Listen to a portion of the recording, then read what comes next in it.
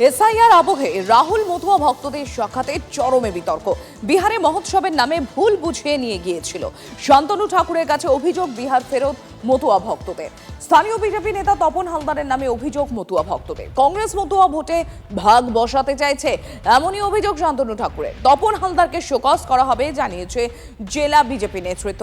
টাকা দিয়ে মিথ্যে কথা বলানোর অভিযোগ কংগ্রেসের, মুখে কুলুপ বিজেপি নেতা তপন হালদারের। আমি গেছি মানে মহা উৎসবে সম্মেলনের জন্যই। আমার জিজ্ঞেস করলো, নিমাইদা তোমার যেতে হবে কোথায়? লমজা। আমি কি জানি, বলে সেখানে মহোৎসব। মহোৎসব হলে যাওয়া যায়, আর অন্য কিছু হলে যাবো না। তখন বলে ঠিক আছে মহোৎসবে যাবো, তোমার নাম ফেলবে। পরে আমরা যখন গেলাম, ওখানে গিয়ে আমরা যখন আমাকে নিয়ে গেল রাহুল গান্ধী যে মিটিংয়ে যে জায়গাটা, পরে আমাকে ডাকি নিয়ে গেল। তারপরে বললো যে রাহুল গান্ধীর সঙ্গে দেখা করতে। তা আমাদের কিছু লোক গেল, বলে আমি যাবো না বাবা, আমার দেহার স্বাদ নাই, যাবো না, থাক। আমি সেখান থেকে ফিরে আসি, আর আমার কয়েকজন গেছিল।